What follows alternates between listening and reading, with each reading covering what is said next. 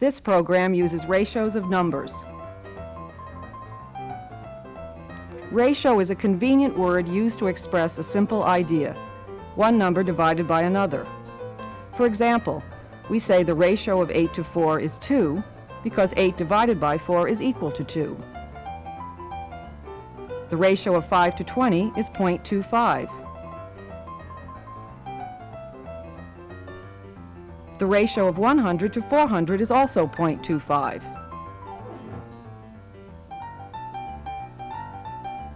For any numbers a and b, a divided by b is called the ratio of a to b, provided, of course, that b is not 0. In this program, we use ratios to compare various quantities, such as lengths of line segments, areas of plane regions,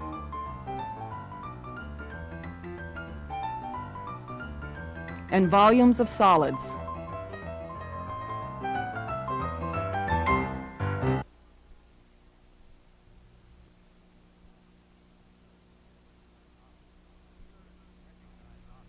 We learn to recognize objects by shape and size. We say the Earth and the Moon are round because each shape is spherical.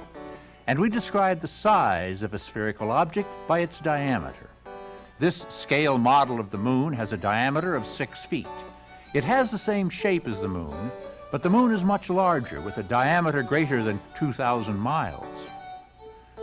All around us, we recognize objects that have virtually the same shape, but come in different sizes. For example, families of seashells come in different sizes, but have very nearly the same shape. The little pyramid on the right is dwarfed by the giant pyramid of Cheops, but it has the same shape. When they design new automobiles, engineers build scale models to check airflow and measure wind resistance. And some people are fascinated by model airplanes. They're used as toys and as collector's items. This scale model of the Tacoma Narrows Bridge was built to learn why the full-size bridge collapsed.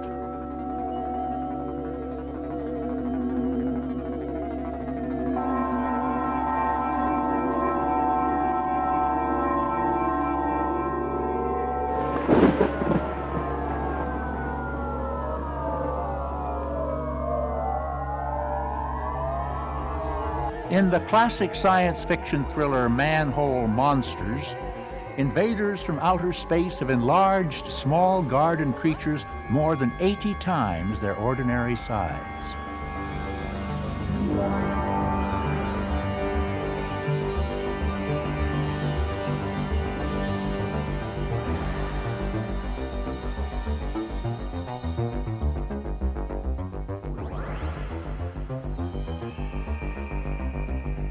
We'll see how to defeat such monsters with a little mathematics.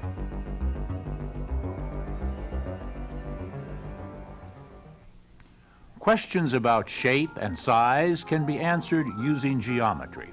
Early civilizations used geometry not to study giant insects, but to build magnificent temples. The Greek mathematician Thales and the Pythagoreans studied geometric figures that had the same shape.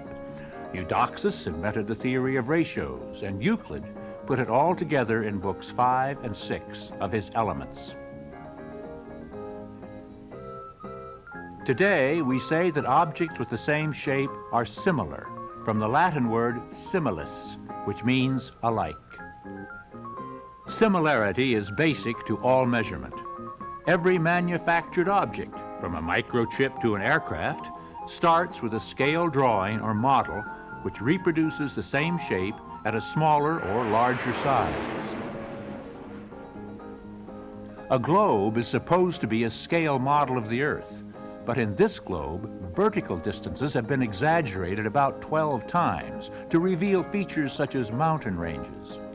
If the Earth was similar to this globe, Mount Everest would rise 348,000 feet above sea level, instead of its true elevation of 29,002 feet. In a true scale model this size, the surface would be quite smooth, with Mount Everest only 1/16 of an inch high. Maps of flat surfaces reduce all distances in the same ratio, but don't change shapes. In this street map of Washington, D.C., 1 inch represents 4/10 of a mile. We also use Similarity when we test a model in a wind tunnel to learn how the full-size craft will respond under the same conditions.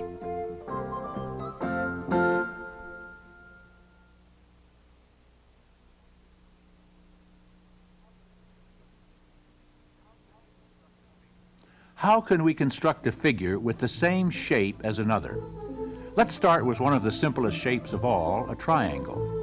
It has 3 sides and 3 angles. Can we change this to another triangle without changing its shape? Sure, just move it around or flip it over. All these have the same shape and the same size. We call them congruent.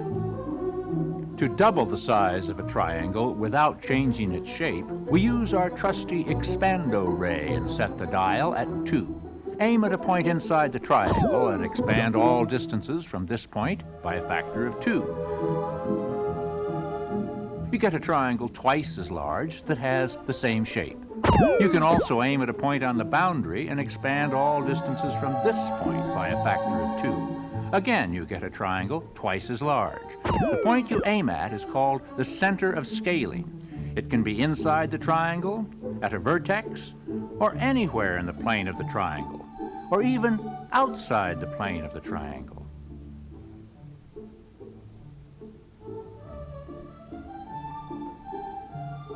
You always get a triangle twice as large, but with the same shape.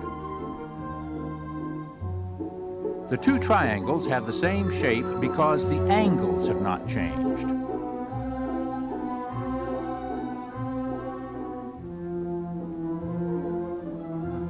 The length of each side is multiplied by 2, so the ratio of the lengths is equal to 2. All ratios of lengths of corresponding sides are equal to 2. This ratio is called the scaling factor. Sometimes we indicate corresponding parts by using primes. For example, A prime corresponds to A, B prime to B, and C prime to C. If we expand by the scaling factor 3, we get a triangle with sides 3 times as large. Again, the angles don't change, and the lengths of corresponding sides have the same ratio.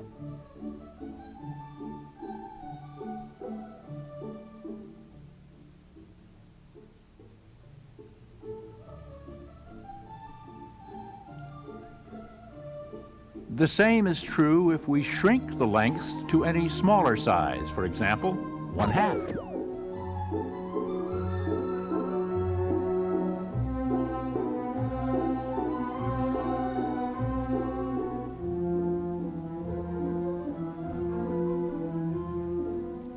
In general, when we multiply the lengths of the sides of any triangle by a scaling factor, we obtain a new triangle whose angles are the same. Ratios of corresponding sides are equal to the scaling factor, and the triangles are called similar. Scaling a triangle changes all line segments by the same factor. For example, look at corresponding altitudes of these 2 similar triangles. Each altitude divides the original triangle into 2 right triangles. These 2 right triangles are similar, with the same scaling factor as the original triangles, so corresponding sides have the same ratio. Therefore, the altitudes have the same ratio as the lengths of the corresponding sides. The same is true for each of the angle bisectors.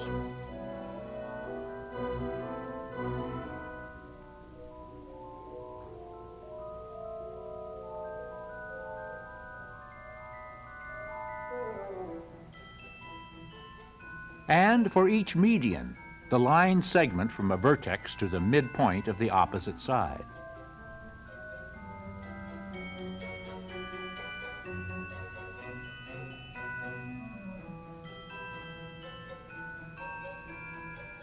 These examples illustrate a general property of similarity.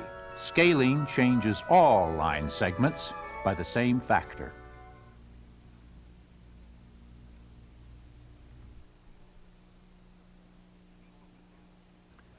People have used similarity to solve problems in real life ever since ancient times.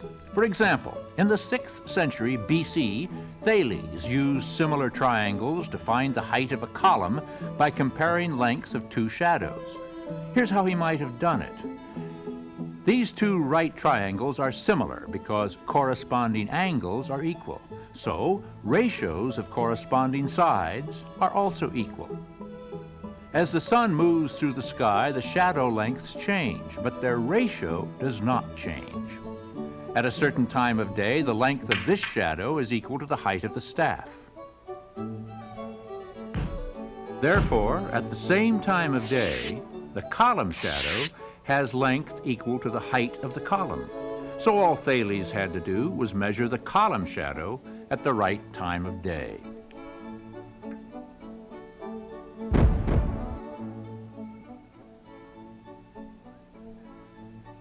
Legend has it that Thales also used shadows to find the height of a pyramid.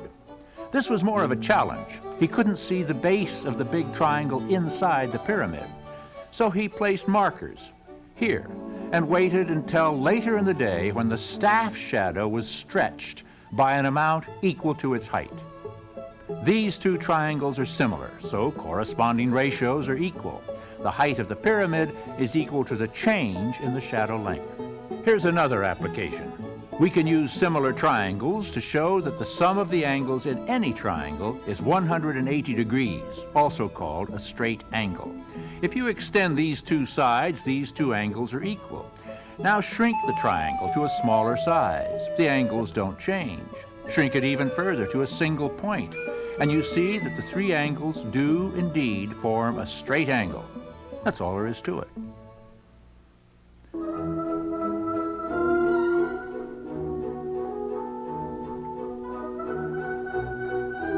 Similarity can be applied to more general figures.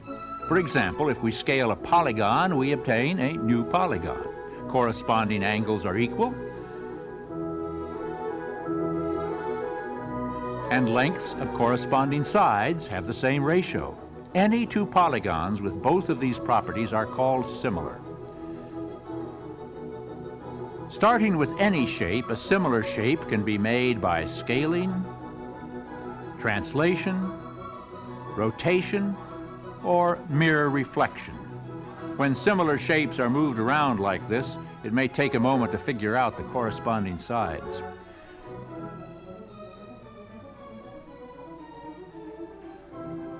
The shape of a curved figure is also preserved by rotating, scaling, or taking mirror images. These three figures are similar.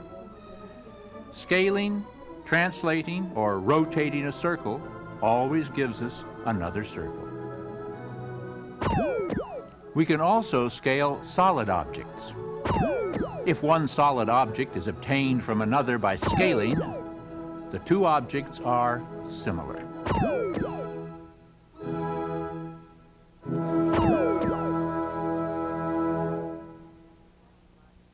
The Jet Propulsion Laboratory near Pasadena, California, built this scale model of the spacecraft Voyager, as well as the full-size replica, which is 15 times larger.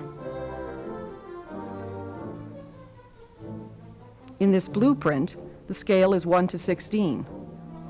The shape of the actual spacecraft is the same as in the drawing, but all linear dimensions are multiplied by the scale factor 16, this length, for example. The lengths of the trusses, the widths of the panels, all can be found by making measurements on the drawing and multiplying by 16. Ratios of lengths in the same figure are called internal ratios. Form the internal ratio of two sides in the same triangle. form the internal ratio of the corresponding sides in the larger scale triangle. The scaling factor cancels, so the internal ratio of the two sides in one triangle is equal to the corresponding internal ratio in the other triangle. And the same is true for any two lengths. Corresponding internal ratios in similar figures are equal.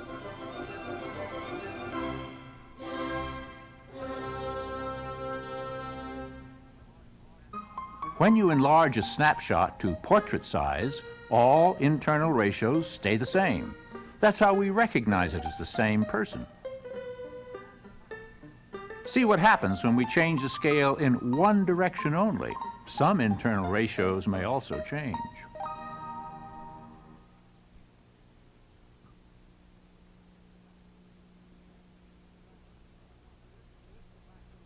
This equilateral triangle has three equal sides of unit length. Its perimeter, the length of the boundary, is equal to 3.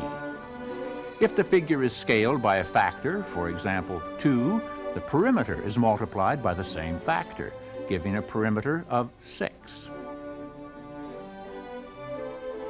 If the scaling factor is s, the perimeter is multiplied by s.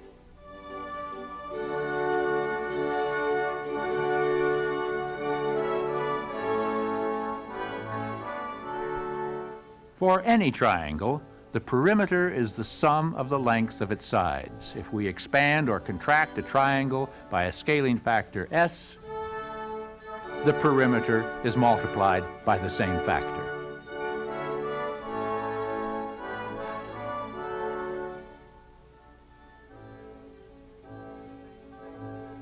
The same is true for perimeters of any two similar figures, even if they have curved boundaries. Expanding or contracting by a scaling factor multiplies the perimeter by the same factor. Let's apply this idea to a circle of diameter 1. Its perimeter, also called its circumference, is about 3.14. Scaling by a factor d gives us a similar circle whose diameter is d, and the circumference is multiplied by d. The ratio of circumference to diameter is the same for all circles, large or small. This constant ratio, which we'll see in another program, is denoted by the Greek letter pi. The circumference of a circle of diameter d is equal to pi times d. In terms of the radius, the circumference is 2 pi r.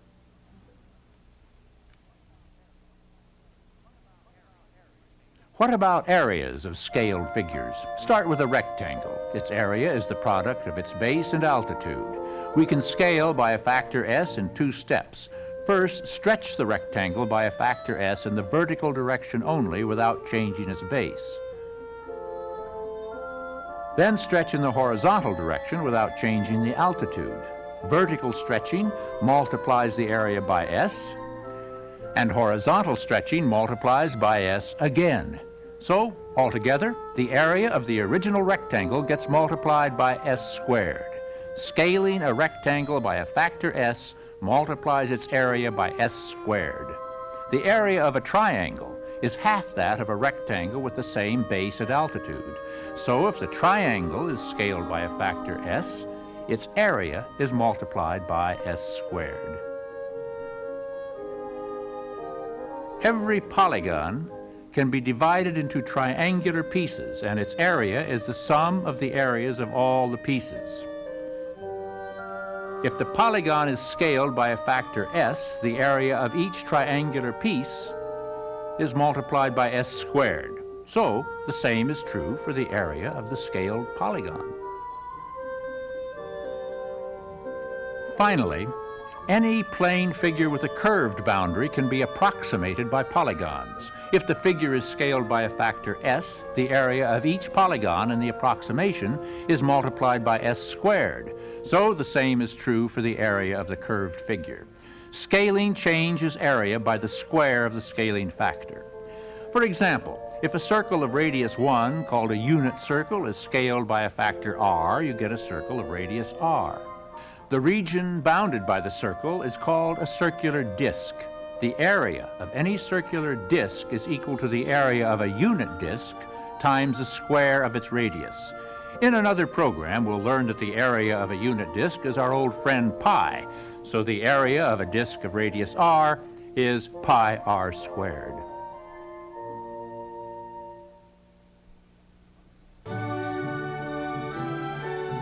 What do you think happens when you scale a three-dimensional object? For example, if you double the edge of a cube, its volume is doubled 3 times, once for each dimension. And the area of each face is doubled twice. If you scale by a factor s, linear dimensions are multiplied by s, surface areas by s squared, and volumes by s cubed. And the same is true for a pyramid, a sphere, or any three-dimensional creature.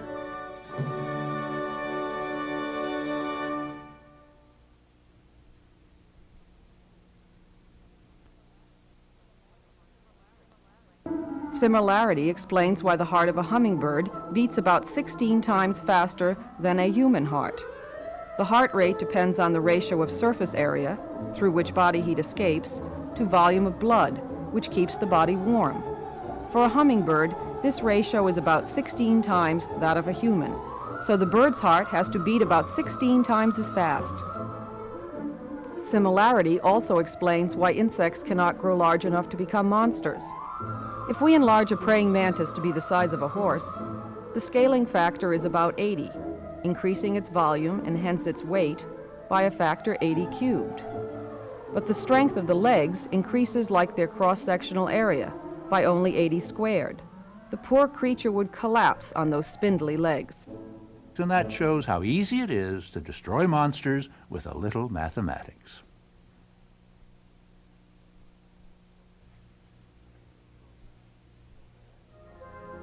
In this program, we've seen that scaling a figure does not change its shape. So if you know something about one shape, then you also know something about every similar shape. Corresponding angles are equal, corresponding line segments have the same ratios, and corresponding internal ratios are the same. Line segments and perimeters are multiplied by the scaling factor, areas by the square of the scaling factor, and volumes by the cube of the scaling factor. Similarity plays an important role not only in geometry, but in every aspect of art, science, or technology involving measurement. It reveals the secret of map-making, scale drawings, and blueprints, and also explains some aspects of photographic images and vision itself. The concept of similarity is one of the great triumphs of Euclidean geometry, and it's also useful for getting rid of oversized household pests.